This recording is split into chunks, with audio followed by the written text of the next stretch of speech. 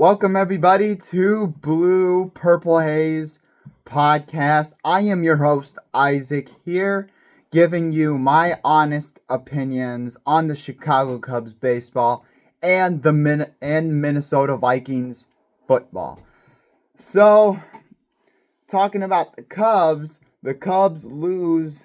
They lose the series to the Pittsburgh Pirates. They win one out of the three. They nearly avoid getting swept. So basically, the Cubs lost both games 1 and 2 and won game 3. They lost 2-0. They lost 4-3 in extra innings, and they came back from a 5-0 deficit in game 3 and end up winning 7-6. So, let's go ahead and talk about that. And this was a big series because the reason why it is, not only is it against against your rivals, the Pittsburgh Pirates, but after the Pittsburgh Pirates, it is going to be a bumpy road for the Chicago Cubs because up next you're going up against the Phillies. The Phillies is a tough team, and beyond that, I mean, it is no cakewalk, to be honest with you. And if you wanted any sort of shot of winning this game, of basically being competitive, you had to win this game. And make no mistake about it, this was an absolute disaster class for the Chicago Cubs. Both games that they should have won, where the Cubs would have been 9-6. They would have been 9-6, okay? But the first two games that they had in the palm of their hands, they lost. Now they are 7-8. And let me get into the factors of why you lost this series. First off, starting off with game 1, where there's not a whole lot to talk about in terms of breaking down what went wrong, but they lost that game 2-0. And the offense, let's just call it what it is. The pitching at most is okay at best. We know that. And we know there are several injuries going on in the Cubs organization. But considering the injuries, they're not doing too bad of a job. I feel like they deserve credit. And the reason why they were in the first game was because of Shota Imanaga. I mean, he had 6 innings of shutout baseball, and he had 9 strikeouts to follow that, and only 1 walk. He was incredible. He did not allow a single hit to happen on that game. He's the reason why the Cubs had opportunities to win. I mean, besides the first game that Shota Imanaga has played in this year, he is channeling his 2024 self into 2026 so far this season. Shota Imanaga, I hope he keeps this up, man. And I mean, Edward Cabrera in the second game, I thought he played very well. I mean, 5 innings pitched, 8 hits, 3 earned runs, and 4 strikeouts. He did okay.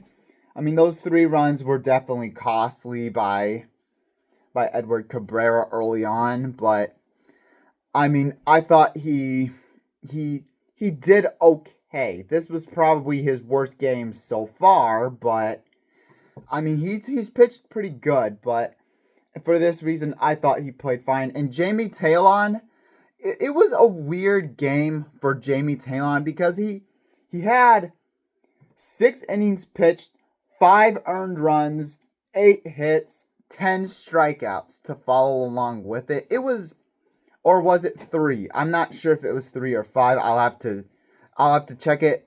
Should have wrote that down, but what else you do? But anyway, so Jamie Talon, even the bullpen did fairly well. I mean, that is under the exception of Caleb Thielbar. I mean, I don't know if this dude is going to return back. He had 2 home runs.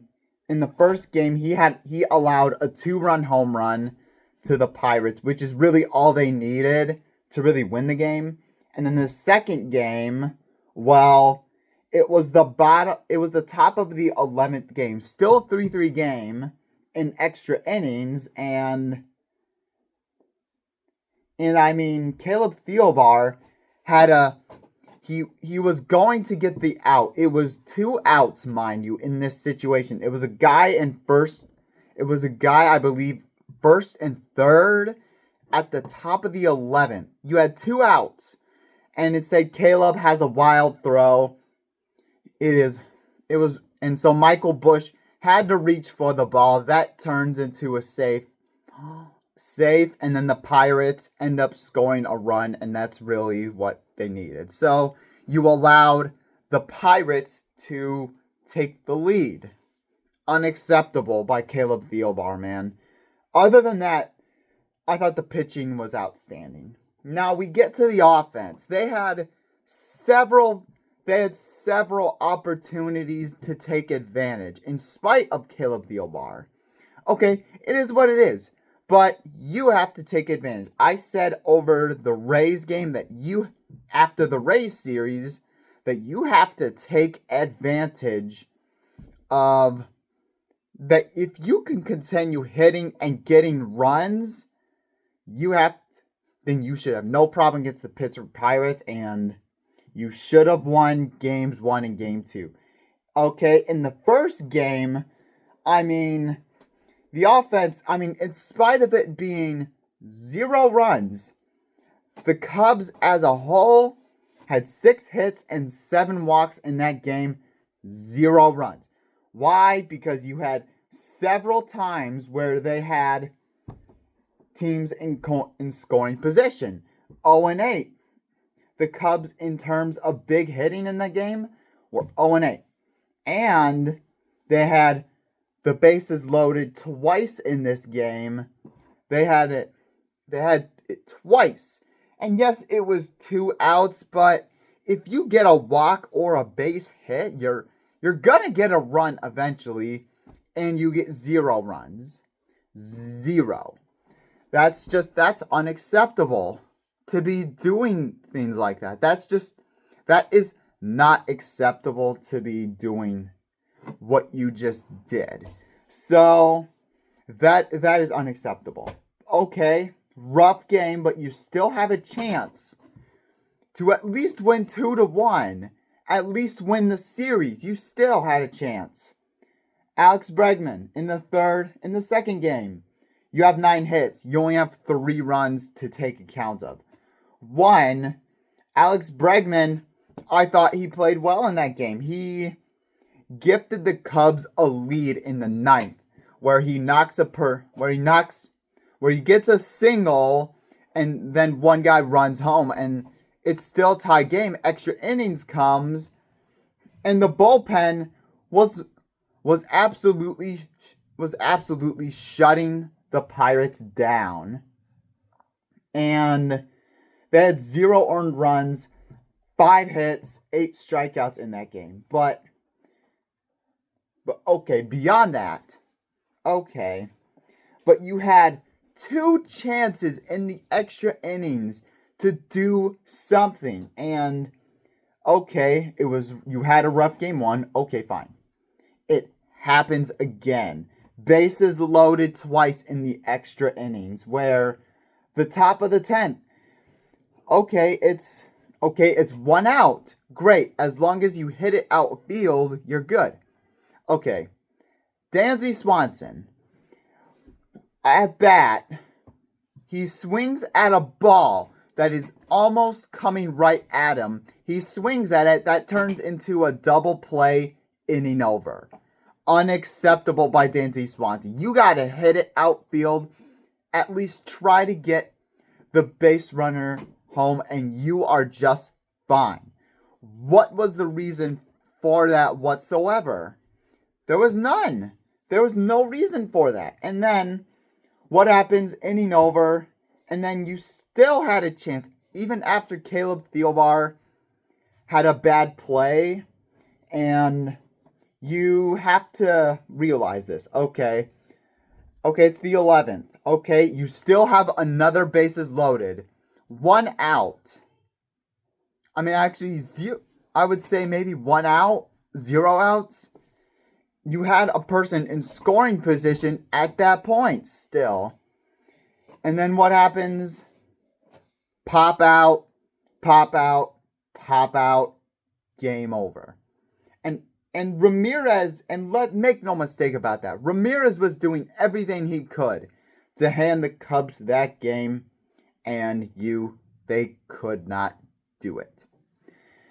And this is so unfortunate. And yes, it was absolutely a lot of fun to watch the Cubs come back from a 6-2 deficit, 5-0 deficit, after it looked like they were going to be swept. But these are games that are going to come to bite you in the butt, where you should have, at the very least, won this series. You are now 1-2 over the Pirates without Paul Skeens pitching. And I understand that the Pirates' starting pitch lineup is actually pretty decent, but you have no reasons why you should be where you are, because the mistakes, the offense being inconsistent, because the Rays, you were very good, but now you were terrible against the Pittsburgh Pirates. Even after that comeback, you still had runners where you still left runs on the board yesterday. Plain and simple. You absolutely had a series in the palm of your hands and you lose. But, and you can say, well, it's 15. So far, the Cubs have run a train of mediocrity. That is where they are, because you make a good win and then you lose one. You win one and then you lose two. You win one, so you're 7-8. You're basically going in the direction of mediocrity, where against the Washington Nationals, you went 1-2. The Angels, 2-1. The Guardians, 1-2. The Rays, 2-1. And now the Pirates, 1-2. The common denominator is mediocrity is not going to get you anywhere. And the Cubs right now, they are still in last place in their division. Unacceptable series against the Pittsburgh Pirates. Very, very frustrating and disappointing, to say the very least. With the roster that you have, you think they would be able to take advantage. And it's not like the Pittsburgh Pirates were even playing that good. And you could muster up 3 runs in 2 games with 15 hits of those 2 games combined. Make that make sense anyway. So, and the reason why is now, and all I gotta say is good luck about the Philadelphia Phillies, because as of this current state, I don't see them winning the Phillies series at all, because Philadelphia, I mean, the powerhouse that they are, and the batting lineup that they have, okay. Think about their pitching. Aaron Nola. I mean, what a beast this dude is. Because if he's going to pitch against the Chicago Cubs, I don't expect for any productivity out of the offense when they play up against them. That's just how I'm going to say it. The Cubs absolutely, this was a series they should have won, But now they're sitting here at 7-8. I'm not saying the season's over by any means, but at this rate, it's looking pretty over. So, thank you guys so much for watching. Make sure you guys hit that like button and hit that subscribe button if you haven't already. Go Cubs.